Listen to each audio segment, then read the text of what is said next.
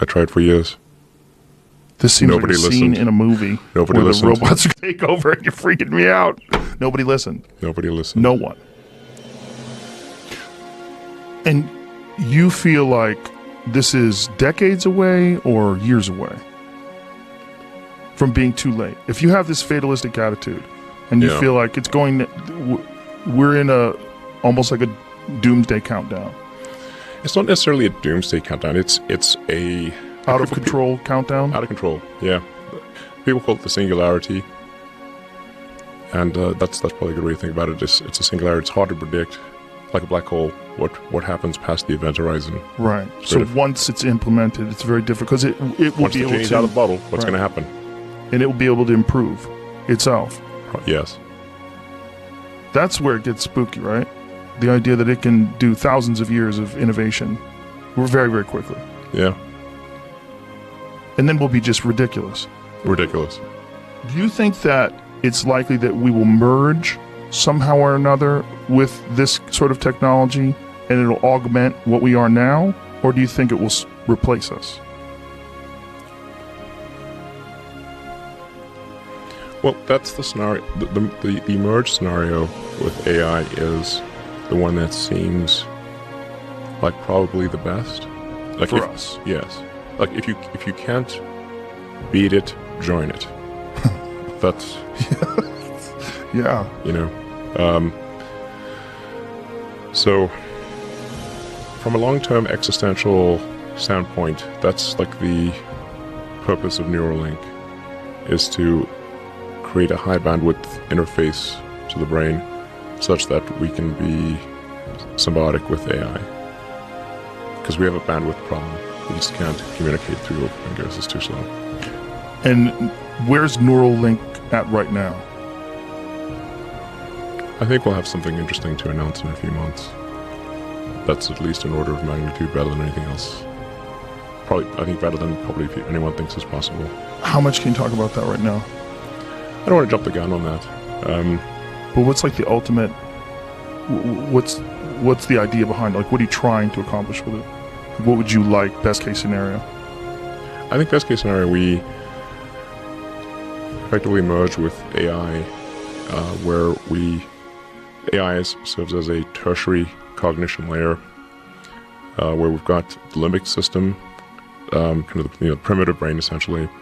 You've got the cortex. So you're currently in a symbiotic relationship. With your cortex and limbic system are in a symbiotic relationship. And generally people like their cortex and they like their limbic system. I haven't met anyone who wants to delete their limbic system or delete their cortex. Everybody seems to like both.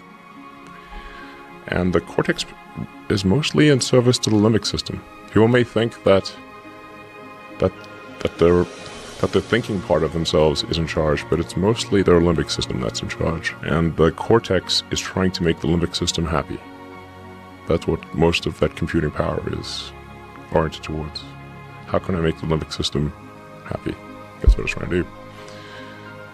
Now, if we do have a third layer, which is the AI extension of yourself, that is also symbiotic, and there's enough bandwidth between the cortex and the AI extension of yourself such that the AI doesn't de facto separate, then that could be a good outcome. That could be quite a positive outcome for the future. So instead of replacing us, it will radically change our capabilities. Yes, it will enable anyone who wants to have superhuman cognition. Anyone who wants. This is not a matter of earning power, because your earning power would be vastly greater after you do it. So it's just like anyone who wants can just do it. In theory. That's the theory. And if that's the case, then, and let's say billions of people do it, then the outcome for humanity will be the sum of human will. The sum of billions of people's desire for the future. And but that billions of people with enhanced cognitive ability. Radically enhanced. Yes. And which would be how much different than people today? Like if you had to explain it to a person, who didn't really understand what you were saying. How much different are you talking about? When you say radically improved, like, what do you mean? You mean mind reading? It would be difficult to really appreciate the difference. It's kind of like, how much smarter are you with a phone or computer than without? You're vastly smarter, actually. You can answer any question. If you connect to the internet, you can answer any question pretty much instantly, any calculation. Your phone's memory is essentially perfect. You can remember flawlessly. Your phone can remember videos, pictures, and everything perfectly. Your phone is already an extension of you. You're already a cyborg. Most people don't realize they are already a cyborg. That phone is an extension of yourself. It's just that the data rate, the rate at which, or the communication rate between you and the cybernetic extension of yourself that is your phone and computer is slow. It's very slow. And that it's like a tiny straw of information flow between your biological self and your digital self.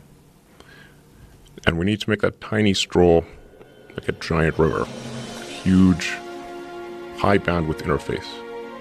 It's an interface problem, data rate problem.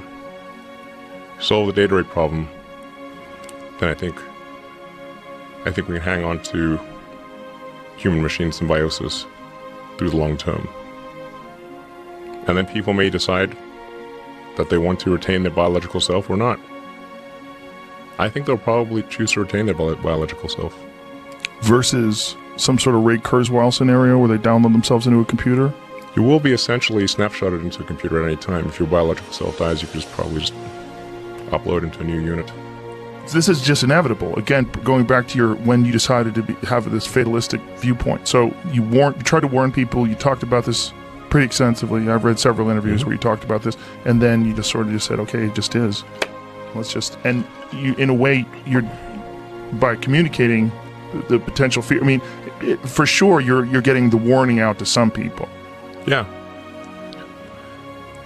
I mean, I was really going on the warning quite a lot. I was warning everyone I could. Met with Obama, and just for one reason, look, just talk about AI. Yes. And what did he say? So what about Hillary? Worry about her first. Shh. Everybody be quiet. No, he listened. He certainly listened. I met with Congress. I was at a meeting of all 50 governors and talked about just AI danger, and I talked to everyone I could. No one seemed to realize where this was going. You will be, at some point, indistinguishable from reality. Where we'll lose this. We'll lose this. Like, you and I are just looking at each other through our eyes. I see you, you see me. I hope. You think so? I think you probably have regular eyes. This could be some simulation. It could. Do you entertain that? Well, the argument for the simulation, I think, is quite strong. Because if you assume any improvement at all over time, if you assume any rate of improvement at all, then games will be indistinguishable from reality. Or civilization will end. One of those two things will occur. Therefore, we are most likely in a simulation. Or we're on our way to one, right? Well, just because we exist, we could most certainly be on the road.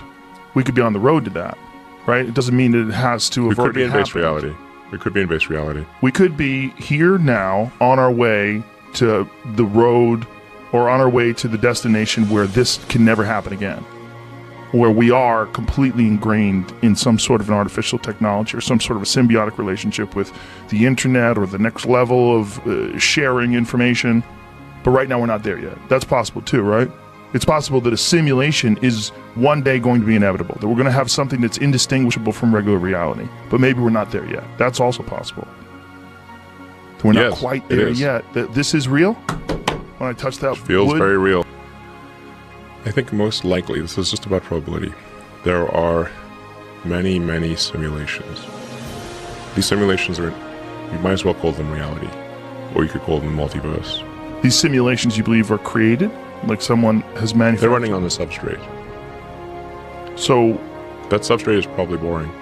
Boring? Mm-hmm. How so? Well, when we create a simulation, like a game or a movie, it's the distillation of what's interesting about life.